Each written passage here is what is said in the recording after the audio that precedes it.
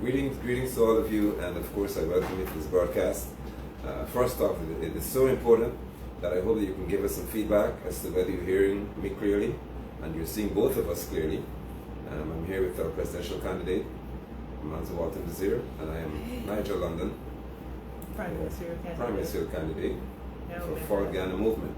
The wheel. Now please, the wheel matters in this case because we are here to speak to not a ton of events, but actually us going into the future knowing that the Forward Guyana Movement yet again is not just for the sake of clout, but for the understanding of being true patriots, or with the understanding we've approached the courts. And this broadcast will have more to do with the expertise of our presidential candidate in reference to making this matter simple enough for all Guyanese to understand what is at stake. I'm so happy to know that we are courageous in reference to seeking to have the court, which is, I thought, the obvious thing to do, interpret law for us and make it very clear so what happens regarding this matter of the ballot.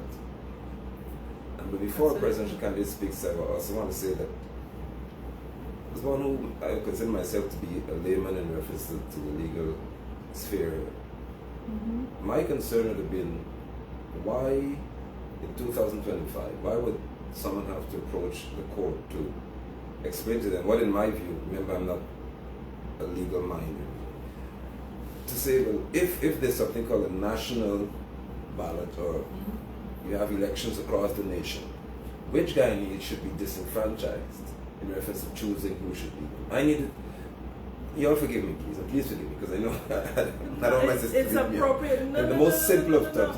Why would a Guyanese think that I cannot choose what I want to choose? For me, that's what the case is about. It's a question of conditioning. Okay. It's a question of institutionalized wrongdoing, because we've been doing the same thing for so long that we have come to accept it. It's also a question, Nigel, of the fact that this has never been an issue for the PPP or the PNC or APU. Right? It has never been an issue because for as long as we can remember, the two giants have always been able to field candidates. So this law and the apparent inconsistency or the apparent tension between the Representation of the People's Act and the Constitution has never been tested. And so it is entirely possible that without Forward Guyana that we could have gone on for some time without having this question tested. Yeah, because sorry, I'm so sorry, but no, please, go ahead. Please forgive my enthusiasm. Honestly, I love to know. Yeah. I'm very nervous when I don't know something, because I believe that when you're ignorant, you're at the mercy of those who know. And in this case, I'm in good mercy because you won't hurt me. There you go. Yes. But tell me, Madam Presidential Candidate, somebody who lives, because I want to give a backdrop as to what's happening with this matter. We were told that if you were to contest in 6 out of 10 regions, then you'll be on the national ballot. I thought that made common sense, because for me, even if you're on one, and I'm not being that ridiculous in this case, if somebody's only in region 1 and they would like to be president of this country, I believe that every Guyanese should have right to say whether they want that person or not, and that's what they think we lobby for the constitutional reform.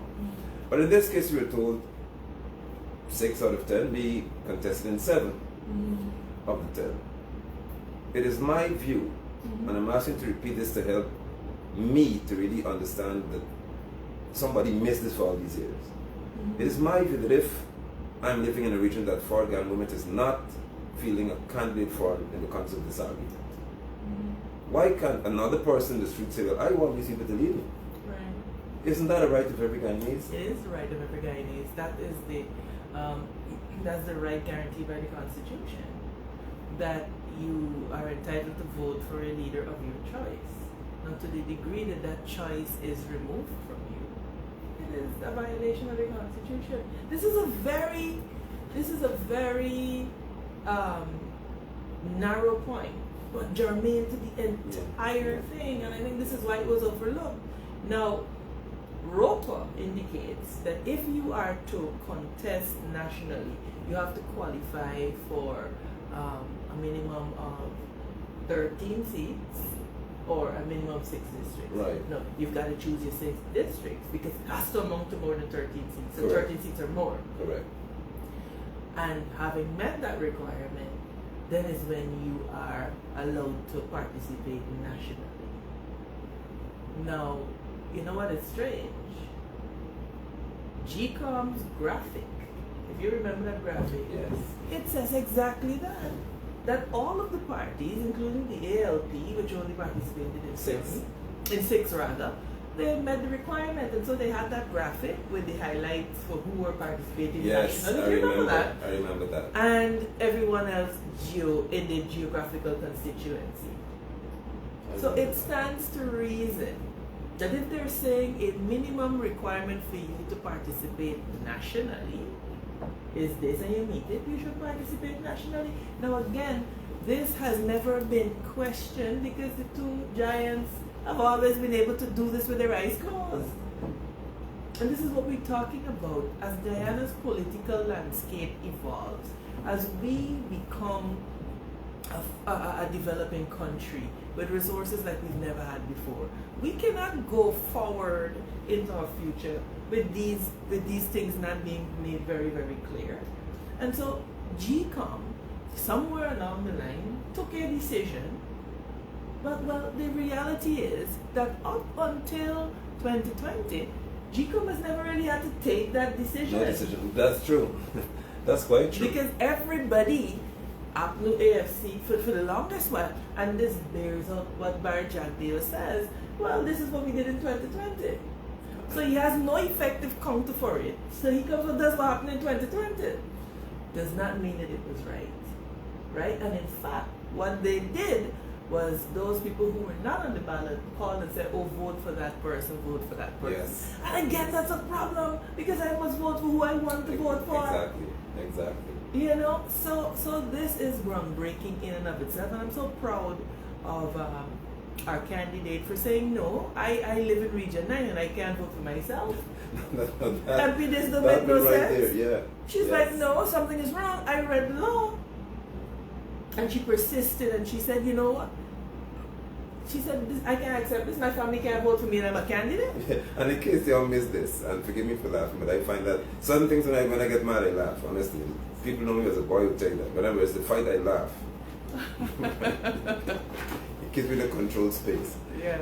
A candidate from Forward Ghana Movement who lives in Region 9 is told essentially by the Guyana Elections Commission that you can't vote for yourself.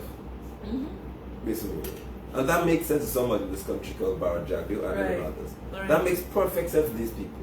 That if, I would like to think, her family would support her. Yeah. And even if they were not, they're saying that if you live in Region 8 and you're a candidate, you couldn't even vote for yourself in this election. Notwithstanding that you want to support another party nationally. Right. And what Jack Dale got up there and said to the people, and Sanjeev Dattinen and all of them, said to the people that, oh, you were trying to get through the back door because you didn't put up candidates in those regions. But okay, that might have been appropriate had Roper not named the minimum standards. Exactly. So it is like saying to get into this room, you gotta meet this requirement. And now we're in the room and they say, you're gonna stand up in the corner there. So changing as Let the big boys play over here. Right. And that is inimical to everything that we understand about constitutional rights, about universal adult suffrage, one man, one vote, etc. And so, you know, we were in court this morning. Yes. If we want to get to the issue, because the attorney for the applicant, Mr. Vivian Williams, flew in overnight. He arrived here early this morning, and he was before the courts. We have adjourned to tomorrow. I will let the Guyanese public know this, that Arnold Landlal spent a very long time blustering over this case on his program, his news in the news. Yes. He had a feeling, and then he slithers into the court this morning to say that he is intervening in the matter. Tell them what that means, please. Intervention bring it means down for that us. you want to appear in the matter. Anil wants to appear in this Anil matter. wants to appear in the matter. A matter that's Now you frivolous. explain what Anil's business is in this matter. Before we get to Anil, because I have to process it before I talk about Anil. Anil is a very, very unique creature when it comes to his behavior. And that's not a compliment, by the way. Our attorney, the attorney for the plaintiff, had to fly into Guyana. I am aware, because I appeared virtually in legal matters before. Why would our attorney have to, in this case for the representative, why would he have to fly into this country? Because and she's from Region 9, sorry. She's from Region 9. Why did she have to come through the trail? She had to come through the trail. She had to come through the trail. Why not virtual? Because the Chief Justice refused a virtual hearing. So our candidate had to get on the bus. Wow. And ride through that trail, and y'all see what's happening with the trail. Oh, wow. And she got here, she was able to get some rest. He flew in, and we're here. So this is not play, this is people putting out effort because they believe in what they're fighting for. That's so critical. And I am so proud of their commitment to this.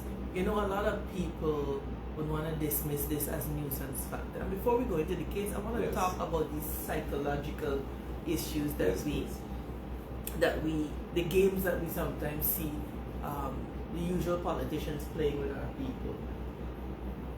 You have got to want your people to be enlightened, to be informed, and to be. I am not interested in leading unenlightened folks. No, I'm being very, very serious. That's critical. Because if you are going to govern a nation, you want the best for your people. And wanting the best for your people means that they must understand, they must be active citizenry, they must understand what their rights are and challenge us. You're not doing what you're supposed to do. Right. Hold us to account. But there's this paradigm in Nigeria where they want to keep people in darkness, in ignorance. You just repeat what the leader says, and then you're considered to be a good You just person. repeat, yes. But that's actually the nature of a cult. It's actually the nature of a cult. Called Yeah. PPP. Yeah. Because I'll tell you straight, cutting no corners here. And permit me to do this, when Irfan Ali could say, in a fact-finding and an information-sharing age, that the PPP is giving Guyanese free education at University of Guyana, that to me was the epitome of what I call disrespect. Because who doesn't know He's dishonest. that Barrett went to university for free at the expense of the PNC of us, not PNC. That's fair. That's fair. And to now say, listen, we giving out free education, and the painful part of it, they're supposed to repeat that. Well, and this is the point. You know what is more troubling is that I see people that I credit with a modicum of intelligence, repeating these things. These things. They wouldn't say they're reinstituting it. They wouldn't say we're reintroducing it. Yeah. And that type of attitude has to be called out, because the development of a nation is directly tied to the psyche and the development of its people. And we cannot allow ourselves to be reduced to sycophants and expect to live and inhabit an egalitarian society where our people are equal, they're equal before the law, etc. A lot of people may say, oh, it is utopian and it is naive, but the reality is the great civilizations that we admire around the world today, Nigeria didn't just become that way. No. They had to aspire, they had to dream, they had to see themselves as being worthy and better. And so, I know that a lot of opposition parties should actually be joining this matter, because there is clearly scope here. A lot of them will say, oh, the courts, they get done, the courts can rule one way anyway. And my question to them would be, so what do we do? Do we lay down and die? Do we lay down and allow ourselves to be rolled over? Because that type of resignation. And that brings us back to Anil and the importance of what you were spoken to, whereby every Guyanese must have the right. And I love the fact that our candidate, by the way, is a female. And I'm a man saying this because it's important. Forward Guyana movement has got women with courage. Very much so. And prepared to do not just stand up at a rally and say something. This is where somebody is doing something that is going to be groundbreaking, pioneering. It will change history in Guyana regarding this situation. And this young lady from Region 9 is here because of the fact that you've championed this. Every Guyanese has the right to approach the court for relief and for there to be clarity and justice. Mm-hmm. And that's what's happening here. So for any leader of in this nation to say to a Guyanese in reference to this situation, listen, you're wasting your time, to me it's an insult and it's disrespectful. Now you've been in Parliament, you've been representative of the people, so maybe you can take it from that angle, but I'm just saying from the outside. Mm-hmm. I don't believe anyone is qualified to tell the Guyanese that they should not go to the court, mm-hmm. especially for constitutional matters, to say, I feel as if I'm being violated and you need to defend my right to do this. And in fact, the court itself upholds that view, because there was a matter brought by Christopher Jones in the matter of the parliamentary secretary. Yes. And the court, in the local court here, they imposed some hefty costs. And the CCJ vacated the costs, and they said in that case that matters of constitutional interpretation approaching the courts, it's considered public service. Yes. And therefore should not be hampered by a fear of excessive and punitive costs being imposed. And they vacated the order as to costs. They say everybody bear their own costs. Now, Anil Nandlal, and look, Nigel, you see, this is why I get upset. Anil Nandlal as the Attorney General, and I will say this, there is something else wrong here. Right. Because he is a candidate in the upcoming elections. Yes. And so we're going to have to interrogate this even further. There. Yes. And here now, we're going there. Listen, we're going to interrogate it. They will hate to see us coming, but we have to do this because for too long we have been told that this is the way it has been, this is the way it must be, and y'all don't have no other report. And we disagree. So this issue comes up for arguments tomorrow. And we have to understand that as people of Guyana, as Guyanese citizens, we have to be patient and understand what exactly is happening. There's something like the inconvenient truth. Yes. And the truth is that very often people would just wish these things would go away because it's very inconveniencing, because it requires us to stop and take a hard look at our reality in this country and the reality that we are living in. And that is that you have a government that doesn't believe that its authority ought to be questioned, or Jagyo believes that he could sit down on Thursday and decide what the law is and what the law isn't. And so you have Anil Nandlal dismissing the case, frivolous, vexatious, precious, that concatenates into colossal, Anil likes to just pull words. Right. But here he is intervening in the case. And this is why I suspect he intervened. Because an intervention is somebody coming to say, I have an interest in this case and so I want to participate. Now that is a separate, so this frivolous, vexatious, precious case, and it wants to intervene in. Wow. But here was the kicker. The kicker is, the intervention in and of itself is a proceeding. Right. And so we're sitting there listening, and the lawyer for the applicant said, he's not going to object to the intervention. I think Anil wanted him to object to the intervention, because you know what that would have meant? There would have had to have been a separate hearing on the intervention.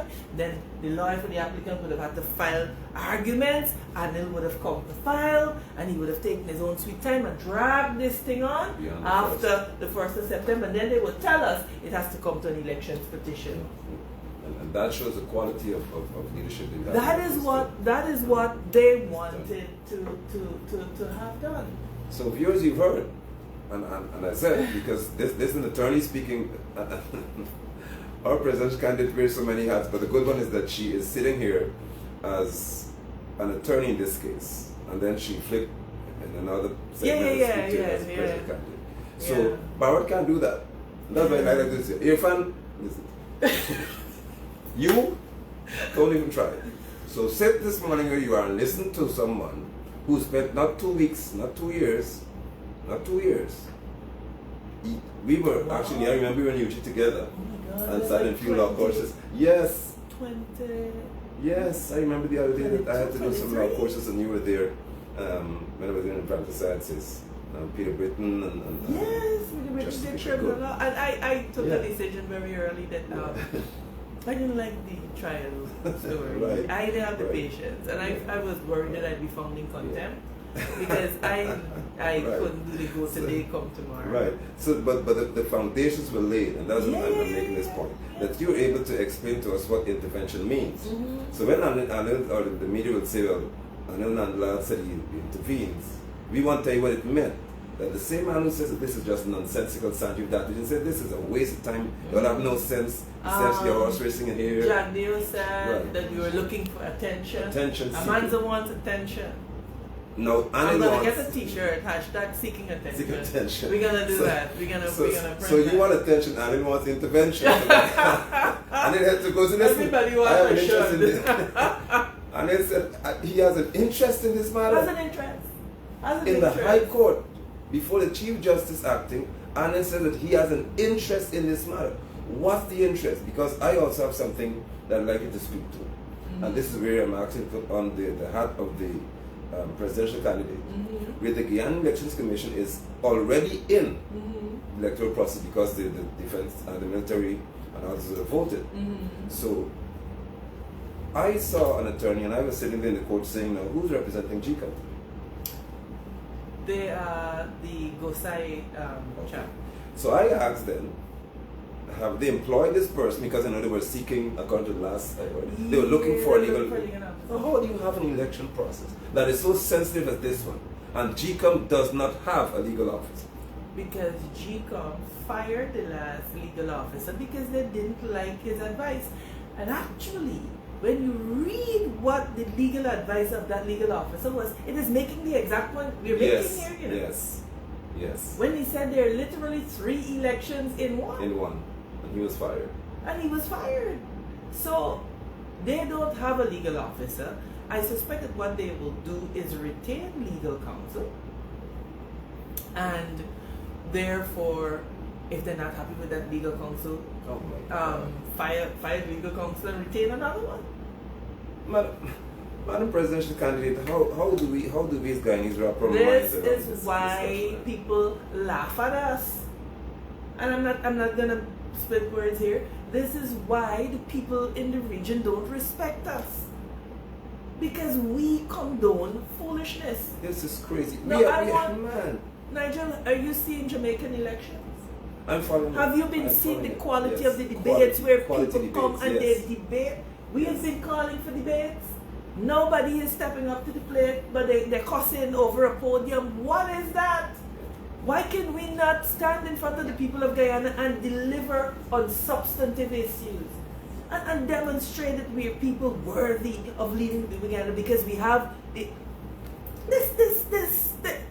banality is what we continue to feed the people of Guyana. And we have to continue to say you cannot relegate yourself to such a people get the government that they deserve. And if we believe that we deserve good governance, then we have to act like we understand that and vote accordingly. And permit me to say so, if I may, and those of you viewing, I have a right to say. I am humbled, I am honored, I am privileged to have the likes of you stepping into a new sphere to say we will do what is new. And we will champion a cause for Guyanese that's different. And and I don't say the right way she is. What our presidential candidate is bringing to Guyana is a different culture politically. And it makes people uncomfortable because you don't cuss down, as my father said. My father, he loves you, and I'm asking for that. Please give him back to me after these elections. If you're watching, we have 7 more days, and then I get my father back. But what he spoke to, and I heard his interest and his pain, both. My father is 70 plus years old, and he said he remembers for all of these years that our elections, apart from Barnum and of course, that excellent power to deals, but he remembers how we plummeted to what he called this gutter nature, and you just cuss out, and Barrett made it 10 times worse. And he's saying that when he looks at you, when he hears you speak, there's hope again. That Guyana can have class and quality. Well, I'm his son, so he has to tell me something nice about me in public. I'm speaking to you here, right? And it concerns Daddy to know things like this, whereby you have 𝐁𝐿 without a legal advisor in a process that requires the law being applied, the law being interpreted, and 𝐁𝐿 being the commissioners and others being counseled to say, no, you can't do that, you can do this, no, you're not allowed to do that. They don't even have that. But you know, and it bothers him. But you know, and he's right to be bothered, but here was distress me, that they are right thinking citizens that don't see a problem with that because it is the party they are supporting doing it. And you know, when I ask in Parliament, what do we want? We want change or we want exchange? Because you know what I have found? I don't know why this conversation going like this, but maybe it has to. Yes. Some people are okay with the atrocities, you know, as long as they're the ones doing it, and as long as they're not the ones on the receiving it. And it means we have to look at ourselves and look at the soul of this nation. Because you can't be okay with it being done, period. And so there are people who you credit with some modicum of depth that will either not say anything and by their silence be complicit, or rankly defend. You know what? The indefensible. You know what? And permit me to wear the apostolic hat, not being religious in essence here. Guyana needs a revival of morality. Amen. Honestly, we've plummeted to a place and it makes me emotional, very painful. Pain. At 51, I can't believe that this is the Guyana. We're people who I know. I've been to university with them. I've chatted with them when they were outside of the PPP circle. And now they justify immorality. And this is okay. This is like, hush, be cool over here. Don't fight this. Yeah. And the inconvenience of, for example, Adriana's case. Right. They just wish it would go away. Like, go away. Because it holds a mirror up. And it requires that you confront that which is in you. Because all of them are fathers, most of them. Right. Got children. And they know for a fact that they would move heaven and earth to protect their children. They told me that. But the inability to grow a backbone and to stand up and to say this is wrong. The PPP thrives, corruption thrives, fear thrives, because they know for a fact that they can dog whistle, they can invoke racism, and immediately people close ranks. And I'm going to address a very thorny issue because I've heard people say this time and time again. Black people don't know how to stick together. Look at the PPP. Inherent in that is a couple of things. Is that only black people support that? No, only Indian people support the Exactly. Yeah. We can talk frank because we're coming up to these elections. Yes, we need to. Right? Inherent in that is that paradigm. And that is deleterious in its effect. And it feeds back into what is killing us in the first place, which is the ethnic voting that has dogged us. Look at Suriname, just next door. That's they right. have the same ethnicity mix. They are far more multicultural, multiracial than even we are. But you know what they did? They restructured their political system. That's it. So that everybody needs everybody to get into government. So that the current government right now is not there because they won the majority of seats. They could not form the government without these smaller parties. And so now you have one set of party in a certain ministry, another set managing a certain ministry, and of course the larger ones form the block of government and of the executive. So they realized that the political system had to accommodate their multi-ethnicity, their multiculturalism, because by forcing people into two camps, you perpetuate this race-based ethnic tension, because the Afro-Guyanese who goes into the PPP gets a hard time. Leno Craig. Oh my God. Vindy said, the former AFC, no, Vindy, he is yours. He's a PPP member. Isn't he on the list? Exactly. He's yours, but he's a AFC. Former AFC. So you distance yourself with that. Yes. Indo-Guyanese in the afternoon. Get hell. Get hell. They don't talk about these things. Get hell. Are viewed as traitors. Because why? We are constantly and consistently being forced into camps, and we have to break that. And we got to talk about it, because when we continue this ethnic fighting down here, meanwhile our lands are being brought out by foreigners. Meanwhile, the PPP, friends, family and favorite are making off like bandits. Meanwhile, we're giving our passports to people from God knows where, connected to God knows who, and they're Guyanese citizens because of how just corrupt and lax we are. But we are the battle hate fighting about who's Indian and who's black and who ain't thing, keeping us locked in that. And it is a distressing thing, because if we can only look up, if we can only look up and see that we can have a quality of life where if a man works, he is rewarded, where if a woman is able to reach her full potential, this country will be one of the most prosperous on earth. I cannot understand how you get joy as a normal, rationalized, actualized human being from seeing your neighbor with hope, or from it doesn't compute to me. No.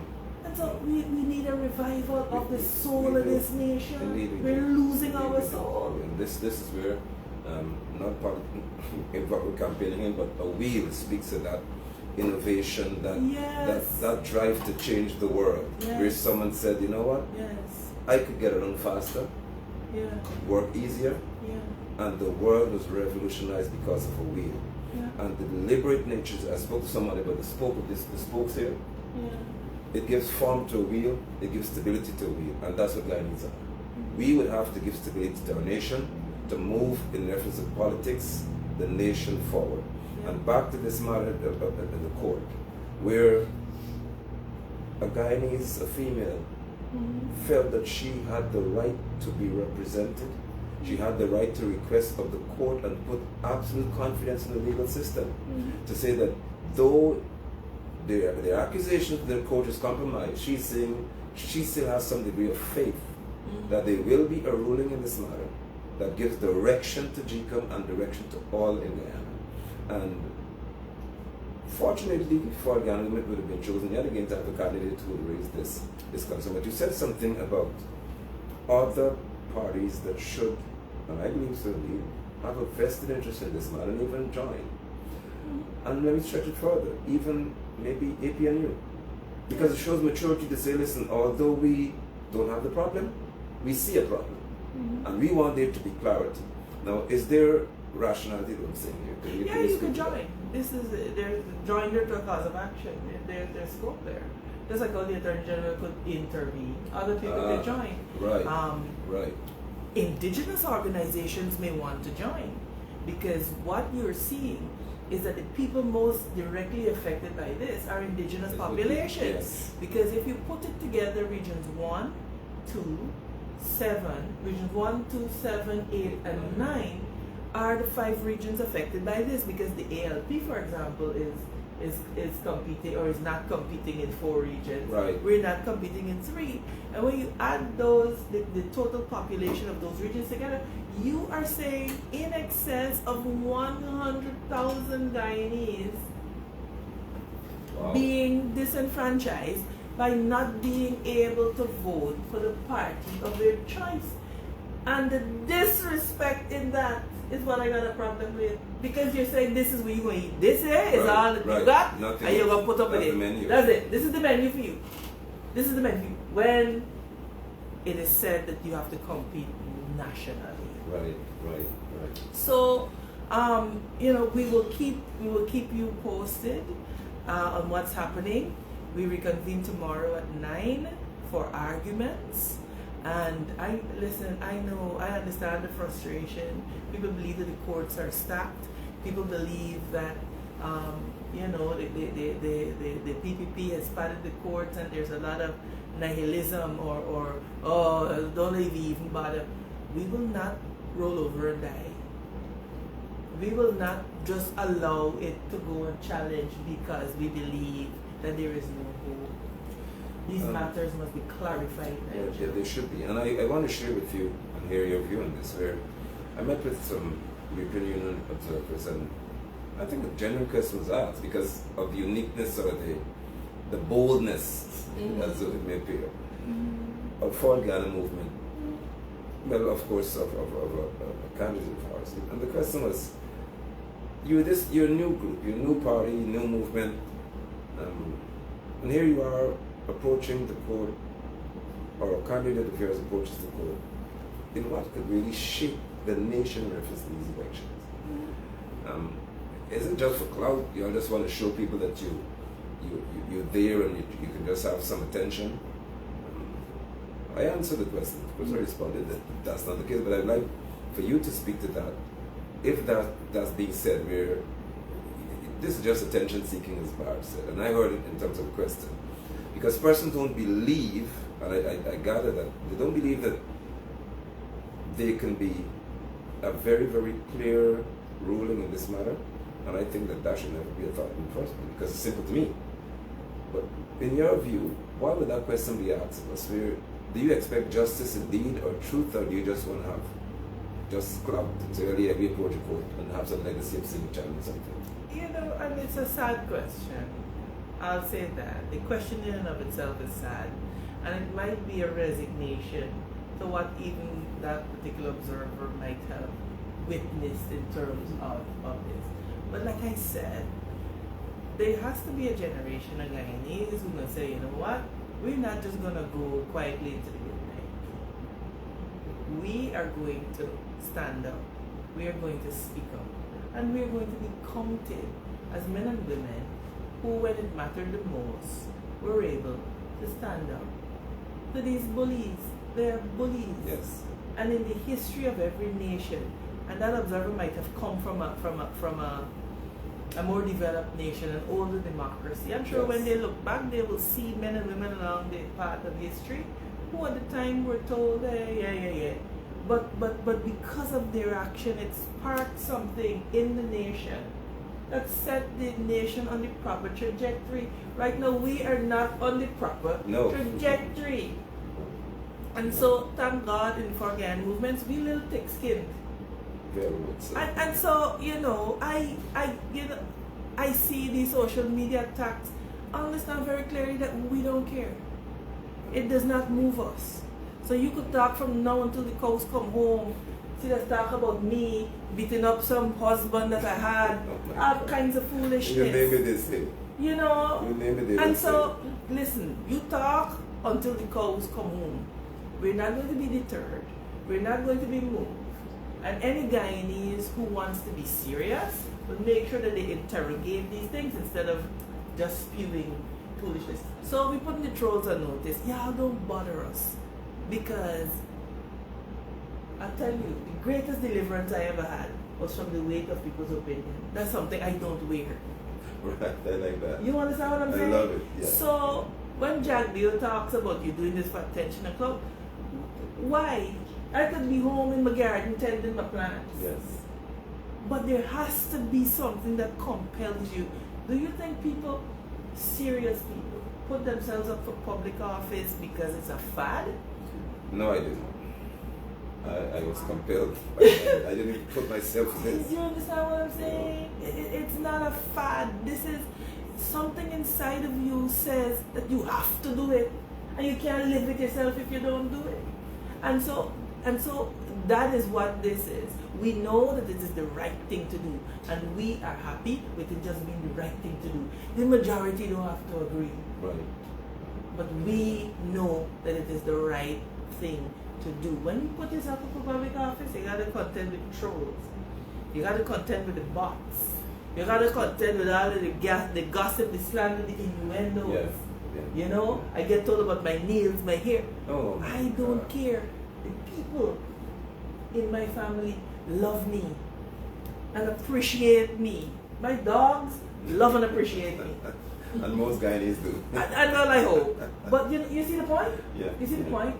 So we're going to change this country. Yeah. We got to change this country. Our children can't live here like this. No, and they're not stories, they're two occurrences that I would like to speak to and feel ashamed before. One was a nomination day. As we were leaving, we were walking away. And your kids, I tell the truth, so it's not a case of throwing shade, I'm just telling the truth. Somebody from Wynn, wearing a t-shirt, I should say, from Region. He told me where he was from. Coincident, they don't live in Coincident, but just for the same conversation. He was from Region 9. And he said, I watched you. He didn't know where I was, but he saw me, he said, across London. And he came, shook my hand, a guy from England, he said, I should say. He shook my hand, he said, I watch you all the time. And we watch you, we love what you do. And you know, please, I'm telling you the truth. He said, I will support you. And he said, I didn't know you were in this. Now, imagine he's in Region 9 now and he doesn't see me on the ballot. He can't see me on the ballot. That's the first one. A lot of people are upset about it. I got calls from Bartica. I was about to say I got calls from Bartica. You see, there you go. Like, what's going on? We can't see you on the ballot. So this goes to the rights of Guyanese. And it is a matter that has to be clarified. And we are just humbled that we are the group of people that can't see something wrong and shut people out. Right. So we... Yeah, get it right. 𝐁𝐫𝐞𝐽 gotta get it right. Yeah, they have to get it right. 𝐁𝐫𝐞𝐽 gotta get it right. Anil Nandla and his whole crew gotta get it right. Have to get it right. And so, you know, we want to just encourage you guys, these people, speak up. Stand up. That's what we encourage. You've got to, the soul of this nation is on the line. We have to understand what we're up against here. For the first time in our country's history, we've had more than we have ever had in our lives. Yes. And everybody gotta eat. Everybody gotta eat, and it should not come at the expense of our souls and our convictions. I agree with you. And that is what's happening now. And so they catch these youngs, you know, who was it? Was it you that was telling me that a young man said that he got a contract? I can't remember who the person was. And he was talking about this contract and whatever. And then the person said to him, where do you buy your materials from? He's like, we gotta go here. They tell you where you have to go. Where do you think you gotta go there? He said, have you looked at the rate of that? And have you compared it to some other vendor, etc.? He said, no, me got to do that. Apparently the man took it to heart and he went home and he called him back. He said, man, I get it robbed. These people shot. This is clearly these people just using us to pass money through to somebody else and giving us ravelings. Yeah. And because I'm a contractor, I can speak to that. Well, you see where we're headed now, so just forgive us, but we go, that's how we are. It says when you're wise like Solomon or Solomon in the scripture, you speak to anything at any time because wisdom doesn't confine you to one space. Right? That's a fact. But I said one time, and they got mad at me. They were livid. I said, what inspired 𝐷𝐻𝐽𝐽 to suddenly want to build concrete roads at bottom? Today they don't want to answer because they know the answer. They get vexed. What made 𝐷𝐻𝐽𝐽 suddenly figure out that concrete is available? I'll tell you all what. He needs to tell us today what is his vested interest in concrete. Who owns the cement plant? Who owns the batching plants? Who is making the money from cement in Guyana? Right, and not only that, who owns the testing facilities that are passing the mediocre concrete stress testing? If I own the batching plant and I own the testing facility, how can I feel myself? Okay. And how could somebody pick up the phone and come and say, how dare you fail my road? Hello, because the minister calling out the same. You can't fail my road because the road was right. And so we need to understand these things. And why is it that the relief for steel and cement for first-time homeowners can only be redeemed at certain places? You see, these are the uncomfortable truths about which we spoke, or the inconvenience truth. And that is why Guyana needs forward Guyana movement. I'm in it and I'm telling you why you need it. Because if other parties can step forward and say what we're saying and defend what we're saying or do what we're doing, then life is easy. But somebody has to do it and somebody has to be hated for it, and I'm happy to know that I'm sitting beside one who's called a sister of mine. Why do I say that? Because if we see our country as a family of people, then you call each other out like at the dinner table and say, Barrett, you're wrong, because you're a brother, but you're wrong. Well, right, okay. We get the point. Right. We can say that. And we can talk at the table. That's how we need to be. We have one family table called Guyana. Yeah. We have one home called Guyana. And if you see each other's family, then your family tell you the truth. Yeah. You're wrong or you're right. We deal with this and we move on. And that would engender a better Guyana for us. The second experience I had, or was reported to me, is last night when our team would have been headed back to Region 6, they stopped to get some refreshments and so on. And two, and it speaks to the uncomfortable truth here again. The perception is if you're Indian, you're PvP. If you're of East Indian, so that people behave in Guyana. So they said that they passing through the flags. Of course, like you run one village, all the flags and the paraphernalia says, don't come here. This is our zone. So they said they saw two young men approaching them, looking quite interested in what they were doing. And these two young brothers of East Indian said, we need two flags. So they began to wonder now if they want to tear the flag up in front of them and misbehave and stamp the flag like the two shouts. So they said, the guy said, we need t-shirts too. So our candidates were wondering now, what's happening here tonight? Why would these two young men in this community come to us asking us for flags, asking us for t-shirts, asking for paraphernalia? They said, give us posters, give us handouts, give us these things. And they said, why you want it? Because they have an interest in Forward Guyana. They said, we need something different. We love what's happening. The proprietor in the store said, the 49 to 51% wouldn't work. Why would you have 51% and you have all the same? So one of our candidates said, you sound as if you follow, he said, yes, I follow what you're doing. Because he was speaking to others in the shop saying that the nature of our politics must change. So that space in which our candidates found themselves yesterday, when they called me, they were so encouraged by the fact that Guyana's culture is changing and the race baiting isn't working. Because Guyanese are now seeing themselves as Guyanese. And whoever stands for Guyanese is what they support. It's why I believe in my heart that many Guyanese appreciate what you're doing, appreciate the stance that you've taken. You didn't cross the floor, you crossed the ocean.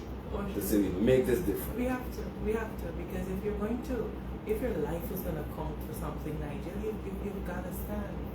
You know, we passed this way but once, and you know, I tell people, and this is just a vulnerable moment. I am a very highly qualified woman. I could live a superb life any part of the world, but there is just something in me that refuses to give up on this country, that refuses to give up on the people of this country. And you know, as long as God gives me breath, I'm going to fight for Guyana. Because hey, this is where we were born. You know, my ancestors were dragged here as were yours. Others came, but we end up here. So we have to make the best of this. And all we have to understand is live and let people be able to reach their full potential. And the last thing I will say before we sign off is this attitude that the PPP have of grinding people into submission. Yes. Yeah. I have seen the PPP grind people into submission, affect their businesses, affect their families, you know, shut them off economically. I remember when I first, when I was fired from the CAA, etc., and I was told, you know, you had to leave. I said, fine, I was going to open my private practice. Orders were given from the top that any business that wants to come to Guyana couldn't use my firm. And you know, I'm very specialized. I specialize in outer space, aviation, and maritime. Wow. So, you know, my clients will be of a certain. Of course. You know, and so when people say you're doing this for clout and attention, like what? Are you serious? And I think as leaders, we don't speak about the sacrificial element of what we do enough. Because, you know, you think that somehow it's, I let people know, hey, hello, I do this for the love of this country and for the love of people. Yes. Because it's easy for me to flourish and prosper on the French Riviera somewhere. But we love this nation. We love this nation. We love the people of this nation. And so that is why we are here, and that's why we will continue to stand. And you know, the people of Guyana, I hope that they see, they hear the message that we're bringing, and that they vote accordingly. I heard something from a young man, and if he's watching, I don't remember his name, but he did a live. He did a short clip, and he was talking about Forward Guyana movement. He said, when you survey the landscape, Forward Guyana has the strongest leadership. He said, I've been listening, I've been analyzing. He said, but it's a shame that they won't make it because the politics of Guyana doesn't accommodate that.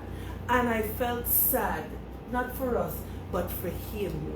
Because to resign yourself that this is how it must be, and not to understand that I have the power to make it so with this hair. Your voice. Is painful. Yeah. To say that, oh, you know what? Well, they're good. They got the best offering. And then, so Guyanese got to understand it is only over until you resign yourself into it. And you make a very cogent point. If you don't vote for the people they can't They win. will not. Conversely, if you vote for Forward Guyana, we will. That's right. That's right. This is not a fait accompli by any means. And so I want to encourage us to do something we've never done. We've got to have something we've never had. We've got to do something that we have never done. That we've never done. And so this is not resignation. This is not, oh, it is always so, what are we going to do? We have the power to do something about it. And come September 1, that is what we must do. Because the future of this nation is at stake, Jones. It's at stake. And so we want to thank you all so much for joining us today. Thank you. We appreciate you. We are grateful for your support. Continue to spread the word. Continue to say to people that if you want change, the wheel, look for this logo, this symbol on the ballot paper and put your eggs there, because we are the credible choice for anybody. And you know, I heard one young man saying the only party he could vote with a clear conscience is for Guyana movement. And we don't have the vote of us say, if you give us your vote of confidence and we don't do what you expect us to do, vote us out next time. Please do. Because that's how it is. Yes. You know, but do not be held by the shackles of the past. And I'll end by saying this. I heard one person in me crying us saying, oh, for Guyana movement doesn't have the institutional capacity to govern. And I'm like, you know, as a woman that has functioned at the highest levels of government in a technical function, that person clearly doesn't understand how government works. Exactly. Because to say that, they clearly do not have an understanding of how government works. Because a Forward Guyana movement will see an approach that this country has never seen before. We are allowed to bring in technocrat ministers. Exactly. We are allowed to hire the best and the brightest. And they must understand that for Parliament, you don't have to be a doctor, lawyer, and so I notice people talking about who have PhDs. Right, the Parliament is the people's house, and it is expected to reflect the people. Yes, yes, yes. So we need the vendor, we need the teacher, we need the woman farmer, all of them we have on our list that can stand and that can talk for people. But you see, the mindset that we've had is that the ministers are somehow the people who, you know, that is not true. That's not true. Yeah. Sovereignty belongs to the people of Guyana who express that through their duly elected representative. It means that the house must look like the people of the nation. And so to suggest that we can't have the capacity is to betray a lack of understanding about what governance is. Because the PPPC administration simply uses the state machinery. That's it. Yeah. That's all they That do. is all it is. That's all they do. And so you bring in technocrat ministers, and I will say this, the Forward Guyana movement, Nigeria, and you know this, our paradigm is simple. If you are good, you will serve the people of Guyana, come on board. We don't business if you're APNU, if you're PPP, if you're PNC. Service to the nation. Service to the nation. And so a Forward Guyana movement government will see the best and brightest from all walks and all political spheres. As long as you can come here and you can serve the people of Guyana, you are welcome. Because there's some good people in the ranks. Of course. Of all parties. And oh my God, can you imagine what Guyana would be if for once you have a government that says we are willing to reach across the aisle and pull the best and brightest. We're going to fight in Parliament about the implementation. We're going to fight about how we deliver the best to the people of Guyana. Yes. But at all times, it's not about who is best or who is best. It is about how we get the best to the people of Guyana. And that is the governance paradigm that we want to bring. So, the whale people. You see, we have to be here all day. For most of it. As the judge said today, he's committing all of tomorrow to this man, and I'm really enthused by that.